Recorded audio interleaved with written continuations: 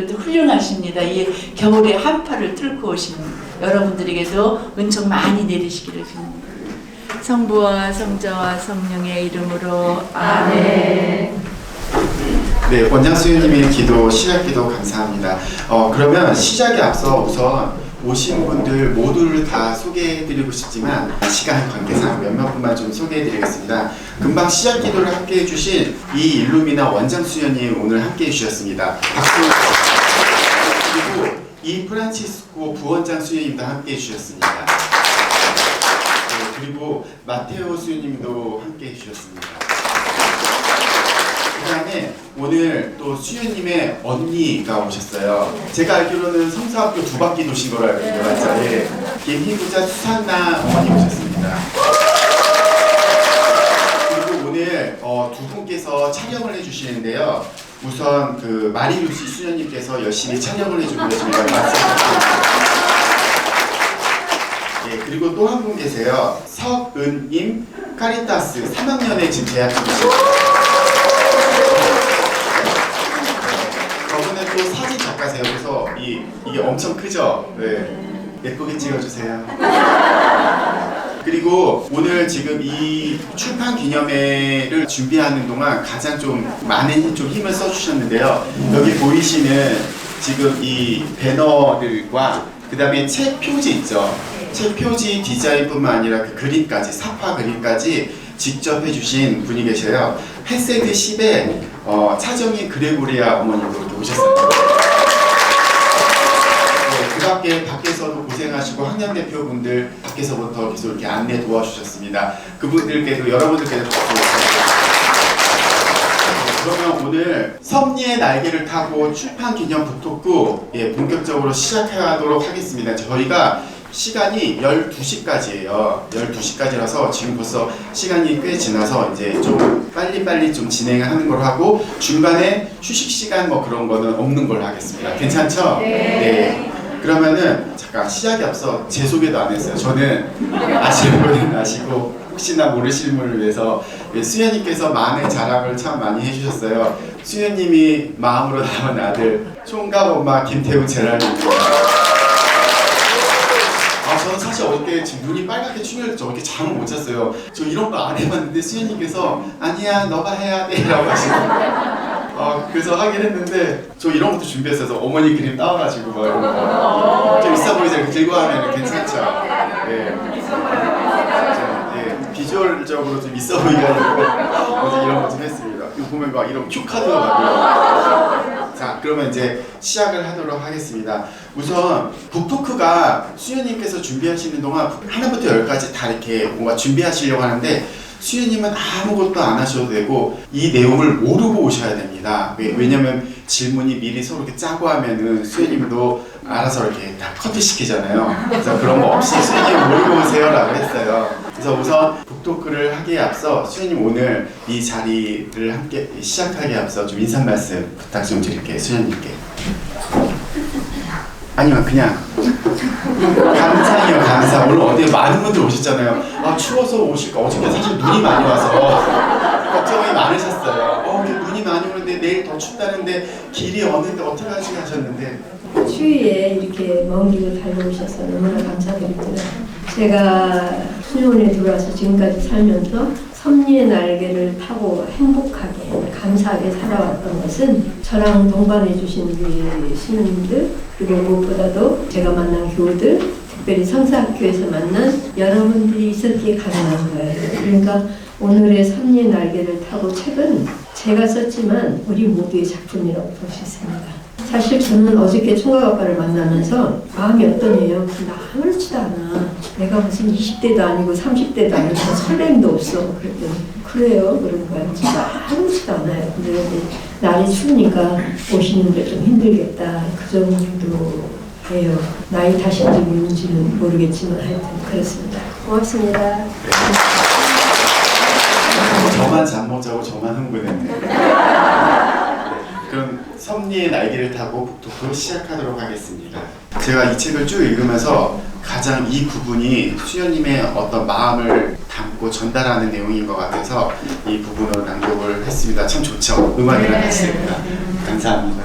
수님, 이거 아직 여기 계신 분들이 오늘 오셔서 이제 책을 처음 접하신 분들도 계신데 간단하게 책 소개 한번 좀 부탁드릴게요. 5개 나하고 의논을 했는데 전혀 딴 데로 간단하게요. 제가 2008년에 냈던 오솔길을 걸으며 그 책은 묵상집이에요. 묵상집과 우리가 성지순례 간 거를 합해서 책을 한 권을 냈고 그때는 뭐 제 회갑이라고 우리 학생들이 이제 마음을 모아가지고 내준 책이었고 이번에 이제 2020년하고 2021년을 코로나 때문에 휴강을 하면서 저는 너무너무 힘들었어요. 몸도 힘들고 마음도 힘들고 그래서 병원 가는 게 일이었고 마음은 어디다 붙일 데가 없었어요. 그래서 내가 왜 이렇게 힘들어하나 했더니 성사학교가 문 닫은 게 가장 큰 원인이었어요. 그러니까 여러분들은 다 가정이 있고 이렇게 다 이렇게 있기 때문에 코로나도 어떻게 보면 다 지나가실 수 있지만 저에게 여러분은 나의 가족이고 사랑하는 사람들이었기 때문에 1년도 아니고 2년씩이나 그런 말하자면 통로가 막힌 것에 대해서 너무너무 힘들었어요. 힘들었던 차에 2022년이 이제 성사학교 25주년이니까 22년에는 무슨 일이 있어도 성사학교를 말해야 되겠다. 10명만 와도 내가 강의를 해야 되겠다. 내가 죽겠다.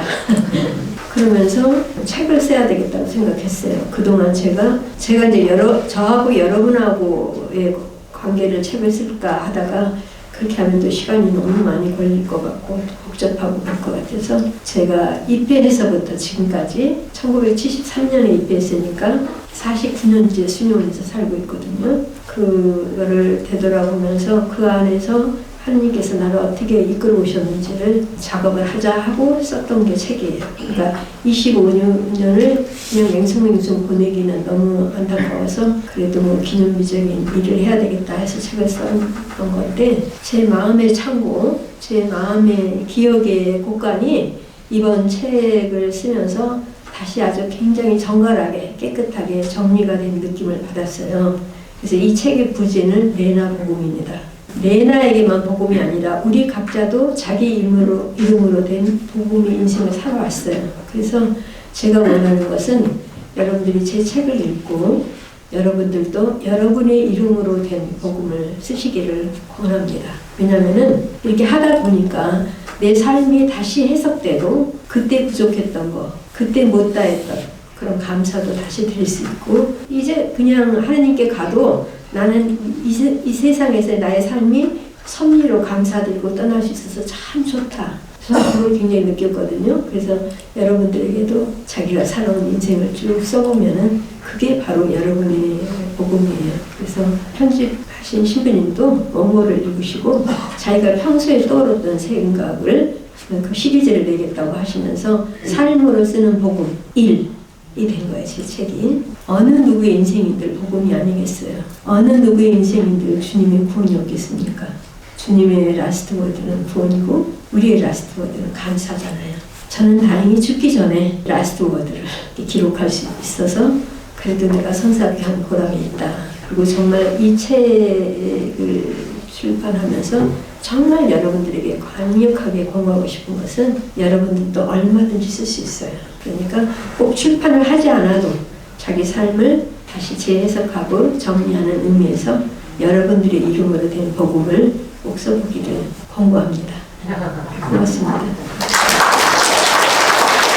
오늘 시작하면서 들어오실 때 혹시 수녀님께 차마 면대면으로 질문을 못 하시는 내용들이 있다면 제가 여기다가 누가 했는지 모르잖아요, 수녀님은. 그래서 이렇게 써달라고 했거든요. 근데 많은 분들이 써주셨는데 보니까 여기 질문들이 보면 대부분 수녀님의 수도 생활에 대한 질문들이 꽤 많이 있어요. 근데 사실 이 섭리의 날개를 타고 책도 보면요, 크게 챕터가 3개로 나뉘더라고요. 첫 번째 챕터는 수도원에 입회하면서 그 수도원의 생활, 수도 생활을 하셨고, 그 다음은 베네딕토 이야기, 그 다음에 마지막은 이제 만난 사람들과 관련된 이야기들을 좀 이렇게 3개로 구분할 수가 있겠더라고요.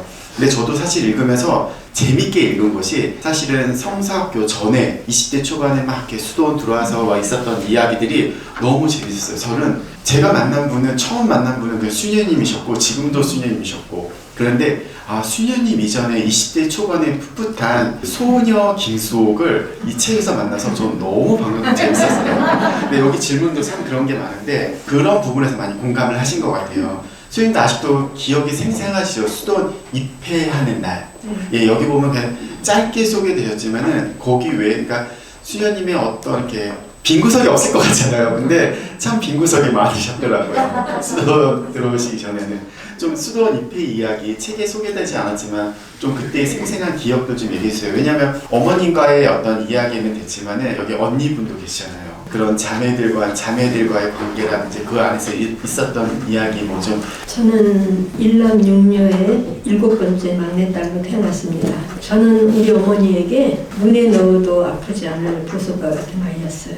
어머니의 사랑을 너무나 받고 살았기 때문에 이 세상에서 내가 제일 예쁘고 이 세상에서 내가 제일 똑똑한 줄 알았어요. 그렇게 자신에 대한 객관성 없이 그렇게 왔어요. 제가 입회한다 그러니까 어머니는 굉장히 반대하셨어요.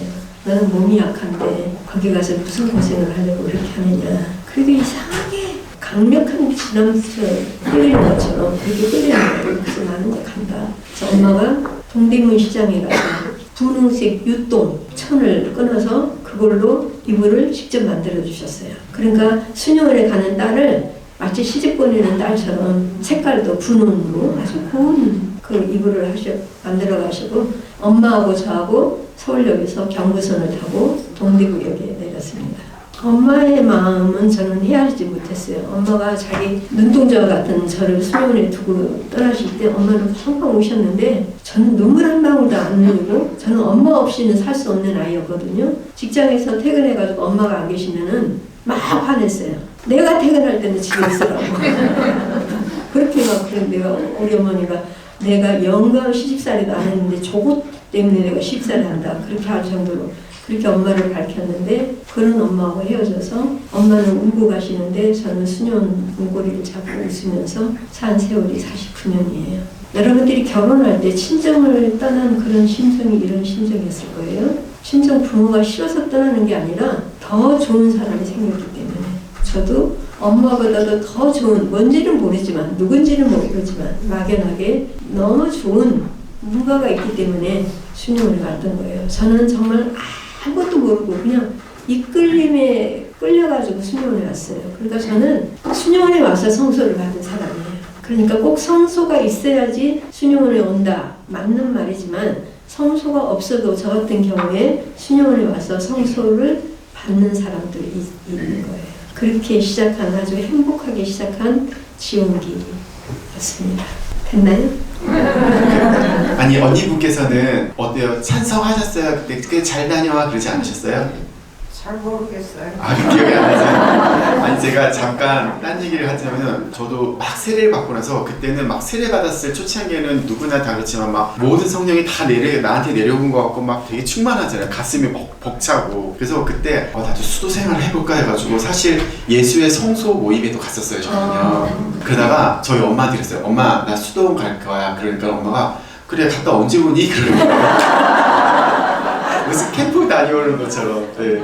하여튼 갑자기 그 얘기가 생각납니다. 여기 책에서 보면은 소녀 김수옥은 이렇게 입회를 해서 수도 생활하면서 이제 성소를 받았다고 하셨잖아요. 그때 이제 수도원 초창기의 생활을 또 보면은 그 안에서 너무 귀여우셔요. 그리고 그 안에 잠깐 에피소드를 간략하게 소개드리면 아마 아직 책을 안 읽으신 분들은 상상도 못 하셨을 거예요. 미사 시간에 쫓겨나기까지 하셨어요. 그런 일화도 있고 그 다음에 수련장 수녀님이죠. 사실 수련원 때 제일 무서운 게 수련장 수녀님이잖아요. 군대에서도 바로 이 꽃이 제일 무섭거든요. 막 가르치는. 근데 수련장 그 호랑이 수녀님 무릎에 앉을래요 하면서 또 앉으시고 그런 에피소드들이 있어요. 저는 사실 그 에피소드를 보면서 그 당시에 수녀님은 어떻게 지금 생각하시는지 제가 이 질문을 왜 하냐면 저는 읽으면서 수녀님께서는 당신의 그 어린 시절을 참으로 이뻐하셨구나라는 느낌이 책에서 막 느껴져거든요. 이게 뭐 읽는 사람마다 각자의 느낌은 다 다르겠지만 너무나 본인을 예뻐하셨어요. 뭔가 내가 최고야 막 이런 게 아니라 본인의 20대 초반을 너무 예뻐하셨더라고요. 어떠셨어요, 수녀님은? 지금 보기에 수녀님의 그때 모습을. 이제 수녀원에 오니까 엄마도 안 계시고 언니도 없고 천지에 아무도 없는 거예요. 선생 수녀밖에. 그래서 제가 이렇게 성격이 이렇게 대중적이지를 못해요. 이렇게 외골 쓰고 그런데 이제 차원자 때 주말이면은 선교를 나가는데 거기 아주 호랑이 할머니가 계셨어요. 이북 할머니인데 그냥 미나게 굴지 말라고 그게 안에 입에 붙은 말이에요. 그래서 그 할머니가 너무 무서워가지고 거기만 가면 제가 씨앗이가 된 거예요. 씨앗이 알아요? 어른이 돼가지고 어른이다가 저희가 수녀원 정원에 도착하면은 저녁기도 시간이에요. 저녁기도 때 수녀님들이 부르는 노래가 저는 그게 천상의 노래라고 생각해요. 아, 내가 이렇게 아름다운 찬미를 하는 이 공동체에 살고 있구나. 그래 이제 수녀원에 들어오면 이제 저녁 먹고 노는 시간 하는데 그때는 성소자가 많으니까 이런 교실에 지원자, 차원자, 수련자들이 한 40명, 50명 정도 모여 있어요. 근데 저는 이제 그 얼다 왔기 때문에 그 무서운 호랑이 수련자 수녀님이 너무 좋은 거예요.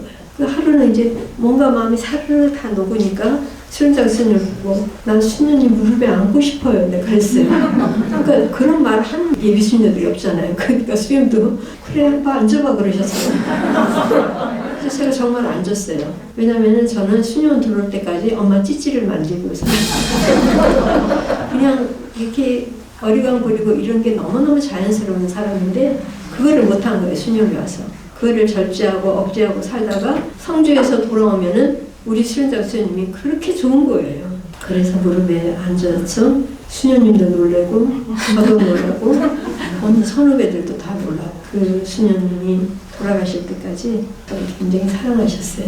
그래서 사람들이 저를 그 수녀님의 애제자라고 부릅니다. 저는 이제 부인하지 않는데 제가 이렇게 20대를 사랑한 것처럼 느낀다 그러는데 그는 어머니가 저를 그렇게 사랑으로 키우셨어요. 어머니의 고생은 하늘만 안다 그러셨어요. 내 고생은 하늘만 안다. 그런데도 경제적으로는 굉장히 빈곤한 데서 자라났지만 그것을 메꾸고도 남을 만큼 어머니는 저를 사랑으로 키우셨어요. 그래서 저는 사람이 성장하는데 자라나는데 가장 중요한 것은 사랑이구나. 그래서 다른 사람들은 저를 그냥 이렇게 보면은요, 제가 굉장히 있는 집에서 자란 사람이라고 생각해요. 그래서 제가 아니다, 나는 굉장히 가난하고 가난하게 자랐다 그러면 깜짝깜짝 놀래요.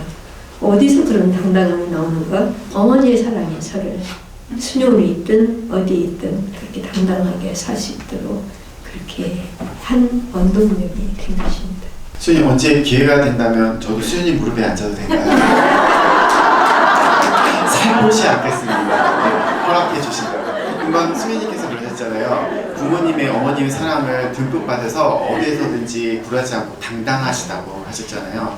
사실 그건 모두가 다 사실은 저뿐만 아니라 여러분도 다 인정하는 부분이시잖아요.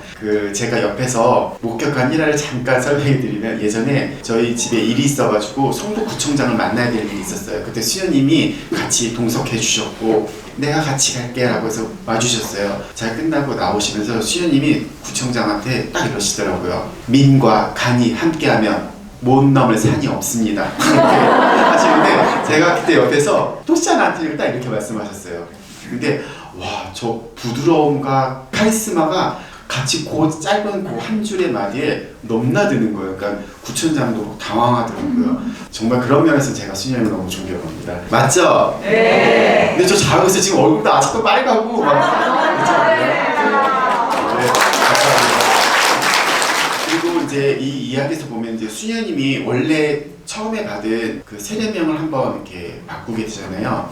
그때 이제 세례명과 관련된 얽힌 이야기들이 있어요. 두 가지 에피소드를 말씀드리면은 그 수녀님의 세례명과 관련된 이야기도 있고요. 지금 본명과 관련된 이야기가 있어요. 근데 거기에 굉장히 재미있게 위트 있게 좀 쓰셨거든요. 그거는 나중에 직접 책으로 보시고 레나라는 그 세례명에 담긴 좀 스토리도 잠깐 좀 소개 좀 해주세요, 수녀님. 제가 원래 세례명이 아나스타시아예요. 아나스타시아고 영영축이 성탄이에요. 그리고 아나스타시아라는 말은 부활이라는 뜻이거든요. 근데 이름이 너무 길어가지고 다 자기 마음대로 불러. 다시아라고 부르질 않나, 아나다시아라고 부르질 않나, 아나다라는 부르질 않나. 그러니까 나의 이름을 막 자기들 마음대로 부르는 게 너무 싫어가지고 나는 성탄을 축일로 하되 나탈리아 탄생, 나타샤 그것도 탄생, 그렇게 해야 되겠다. 그래서 심사숙고해서 그 두 이름을 가지고 수련장 스님한테 갔어요. 그랬더니 수련장 스님이 이게 뭐야? 영화배우 이름 같잖아. 그 호랑이 수련장 스님이 나는 몇 달을 고심해가지고 정말 생각해가지고 그 두 이름을 가지고 나는 진짜 꿈에도 나탈리우드 생각은 안 했거든요. 근데 영화배우 이름이라고 딱지를 맞았어요. 근데 얼마 있다가 부르셔가지고 갔더니 내가 이름을 하나 주려고 그러는데 하면서 레나가 어때? 그러시는 거예요. 근데 제가 아무리 예비수녀지만 레나라는 본명을 그때까지 들어본 적이 없었고 그래서 레나가 뭐예요? 나도 기분이 나빠요. 레나가 뭔데요? 레나는 막달레나의 레나야 그러신 거예요. 그럼 이제 그때 일본 수녀님이 막달레나 수녀님이 계셨어요. 그러니까 저 수녀님이 계시기 때문에 막달레나 이름은 전제로 못 주고 그냥 레나로 주겠대. 제가 키가 작잖아요. 근데 기분이 확 나빴어요. 키가 작다고 이름도 반타로만 주는 거예요. 곰곰이 생각해보니까 하느님이 그 레나라는 이름을 주시기 위해서 나타샤, 나탈라도 다 바꿔놓으신 거예요. 왜냐면은 막달레나는 부활의 첫 증인이잖아요. 아나스타시아가 부활이잖아요. 그 부활을 첫 증인이니까 저에게 레나보다 더 좋은 이름은 없는 거예요. 그래서 처음에 시큰둥하고 레나 이름을 받았는데 지금은 누구보다도 제 이름을 사랑하고 책을 낼 때도 저는 김수옥이라는 제 이름이 있지만 항상 김레나로 냅니다. 아버지가 지어주신 이름보다도 하느님 아버지가 주신 이름이 더 좋아요. 저는 그래서 김레나. 이 책을 읽으시면은 거기에 아버님께서 이름을 지어주신 김수옥 아버님께서 이름을 지어주셨잖아요. 그래서 아버님께 또 굉장히 감사드리는 대목이 나와요. 왜 감사드리는지는 직접 읽어보시면 됩니다. 네. 그리고 지금 수님 말씀하시는 동안 제가 여기서 포스트잇 몇 개를 땄어요. 이게 다 공통적으로 수도 생활에서의 궁금한 점인 거예요. 근데 보면은 우리 신자라고 하지만은 어느 정도 가늠할 수 있지만 사실은 속속들이 모르잖아요. 수도 생활이라는 것들을. 근데 보면 여기서 이런 질문들이 있어요. 수도원을 나가고 싶을 때는 없으셨는지요? 수녀님들끼리 싸우지는 않으신지요? 기억에 남는 최고의 난투극은 뭘까요? 막 이런 것들이 있어요. 예, 그리고 수녀님이 수도 생활 중 가장 흑역사는 무엇일까요? 막 이런 것들이 있거든요. 그 다음에 이분은 책을 읽으신 것 같아요. 근데 정말 궁금하셔서 책에도 나와요. 청원기 때 같은 동기 수녀님하고 같이 등 밀어주고 샤워한 내용들이 나오거든요. 그때 수녀님께 엄청 혼나셨다고 해요. 근데 수녀님들은 같이 샤워하고 목욕탕 가면 안 돼요? 안 돼요. 제가 지원기 때 닭 한 마리가 있는 샤워실에 우리 동기하고 같이 따로따로 하다가 밖에서 그 당시에는 엄마하고 목욕하면 등 밀어주잖아요. 그게 너무 일상이잖아요. 그래서 우리 등 밀어주자 하고 왔다 갔다 등을 밀어줬거든요. 그리고 또 가만히 있으면 되는데 선생님 앞에서 우리 오늘 등 밀어줬다. 너무 시끄럽다. 그때 확 이렇게 놀라는 거예요. 그래서 제가 더 놀랐어요. 아니 등 밀어주는 게 저렇게나 놀라는 거예요. 그 이후로 저는 등을 밀어본 적이 없어서 제 등은 거북이 등이 됐어요. 근데 가끔 그런 거 생각나지 않으세요? 진짜 욕조에 담긴 따뜻한 물에 반신욕만이라도 막 이런 생각은 안 드세요? 그런 호사는 못 누립니다. 왜냐면은 저희가 이제 대구에서 샤워실 앞에 이렇게 시간을 썼어요. 그때는 20분이었어요. 발 담글 시간도 없어요. 빨리 머리 감고 빨리 씻고 얼른 나와야 되니까. 그 다음에 조금 20분이 초과하면 그 다음 사람이 노크예요. 그래서 밖에서처럼 무슨 거품 목욕을 한다, 뭐 반신욕을 한다, 뭐 욕조에 누워있다, 그런 거는 애시당초 허락되지 않는 사연입니다. 전 예전에 목욕탕을 갔어요. 사우나를 갔는데 그 사우나에서 저희 본당 신부님을 만난 거예요. 제가 반가워서 신부님, 근데 그 동네가 아니었어요. 그 동네가 아니라 다른 동네였는데 신부님, 그리고 그 신부님이 굉장히 당황해하시고 뭐 동공지진이 일어나시는 거예요. 그래서 네네 하더니 다른 데로 그냥 가시더라고요. 그래서 되게 창피하신가 저렇게 생각했는데 신부님도 마찬가지인가 봐요. 그러면 네. 그리고 수녀님 여기서 하나 저도 진짜 궁금한 건데 수녀님의 개인 수도 생활의 흑역사는 뭘까요? 흑역사는 제가 지원기 때 제 동기를 엄청 미워했거든요. 난 그렇게 수녀 되려고 왔는데 얘 때문에 잠맛도 없고 밥맛도 없고 살맛도 없고 그래가지고 밤마다 가서 기도했어요. 나는 수녀가 돼야 되는데 저것 때문에 내가 수녀가 못 될 것 같으니까 죄를 좀 내보내달라. 그것도 기도라고요. 밤마다 했어요. 그러니까 제가 수도생활 49년에서 가장 흑역사라고 볼 수 있는 것은 그때는 그룹이 많지도 않았어요. 셋인데 지원기 때 초장에 하나 내보내고 둘이 남았는데 그 하나 있는 친구를 제가 그렇게 못 받아들여가지고 근데 왜 이렇게 미워했을까 생각하니까 원인은 열등감이에요. 우리가 누구 미워하면은요 여러 가지 원인을 갖다 붙이고 싶은 거 있지만은 결국에 들어가면은 열등감과 시기심이에요. 그것 때문에 제가 친구를 그렇게 미워했던 거예요. 근데 주님께서 그렇게 밤마다 상체조회하는 저한테 네가 나가. 앞뒤 설명도 없이 네가 나가. 그러니까 큰일 났어요. 나는 수녀가 돼야 되는데 내가 안 나가려면 저 사람을 받아들이는 수밖에 없어요. 그리고 하느님이 짝지어준 친구도 받아들이지 못하면 내가 수녀가 돼가지고 얼마나 많은 사람을 만나야 될 텐데 그들은 내가 어떻게 받아들이는가. 제가 이제 그 원인을 알게 됐어요.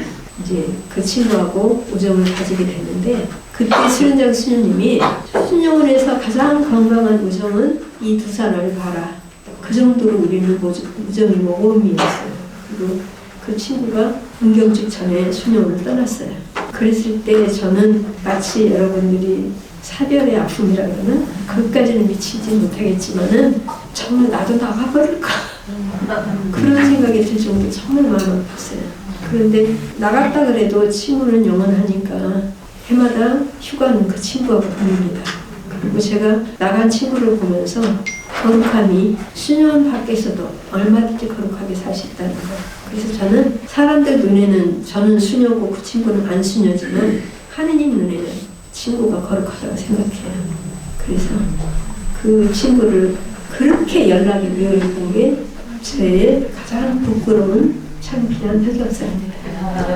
이게 흑역사 이 질문을 써주신 분의 의도는 이게 아닌 것 같은데 저만 느낀 건 아니죠? 아닌 것 같은데. 뭐를 의도하고 흑역사? 아니요, 맞습니다. 연애하는 이야기 할까요? 아니 그런 흑역사가 아니죠. 그건 아름다운 이야기죠.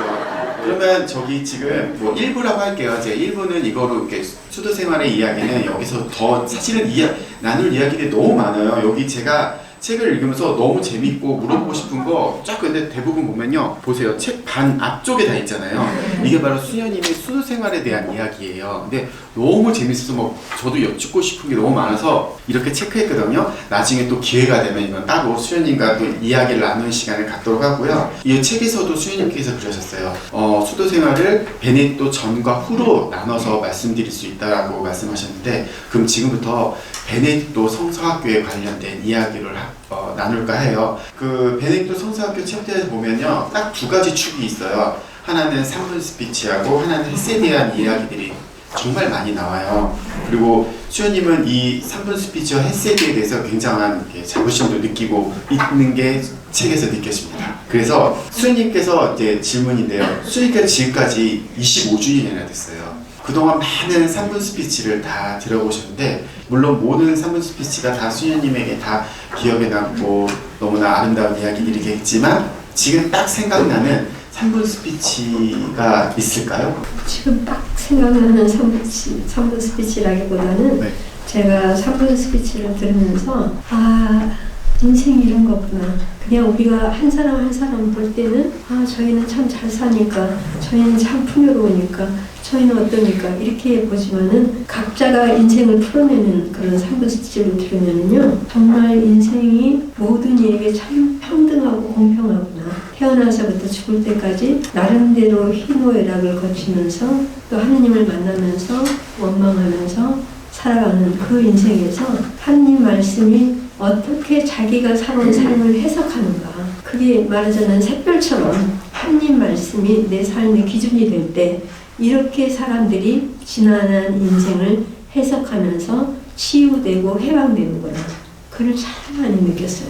그래서 여러분들이 그 햇세드가 결성이 되고 수십 년이 지나도 이렇게 햇세드가 이어지는 거는 여러분들이 재학생 시절 때 3분 스피치로 자기의 살아온 인생을 학생들, 다른 동료들 앞에서 나눴고 또 다른 사람의 인생 이야기를 들으면서 이해하고 가엾이 여기고 또 감사하는 그런 마음이 있었을 거예요. 그래서 저는 아무리 생각해도 3분 스피치를 결정한 것은 성령께서 저에게 주신 굿 아이디어예요. 만약에 3분 스피치가 없었다면 햇세드도 없을 거예요. 동의하시죠? 네.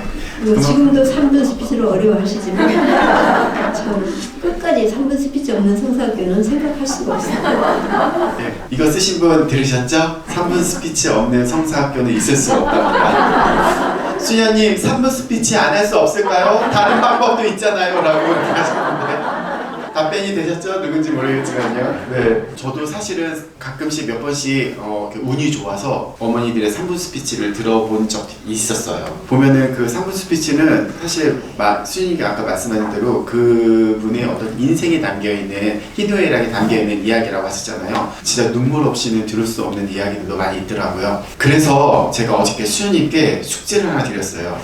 수연님, 어머니들 3분 스피치는 많이 들어보셨지만 사실 성서학교에 있는 모든 분들의 수연님의 3분 스피치는 아무도 들어본 적이 없을 것 같은데 혹시나 가능하시다면 수연님 3분 스피치 부탁드립니다. 준비해 주세요 라고 했는데 수연님 어떻게 이거로 대체하면 안 돼? 아니에요. 수연님 3분 스피치와 이건 달라니까 그럼 내일 봐서 라고 했는데 준비하셨어요. 네, 그럼 박수로 함께 수연님의 3분 스피치 한번 들어보도록 하겠습니다.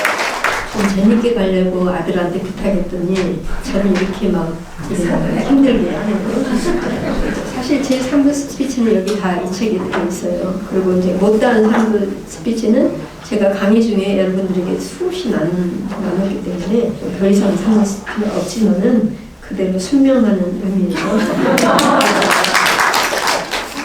읽겠습니다. 축복합니다. 우리 인사를 성사교 인사가 축복합니다. 네, 다시 한번 합시다. 축복합니다.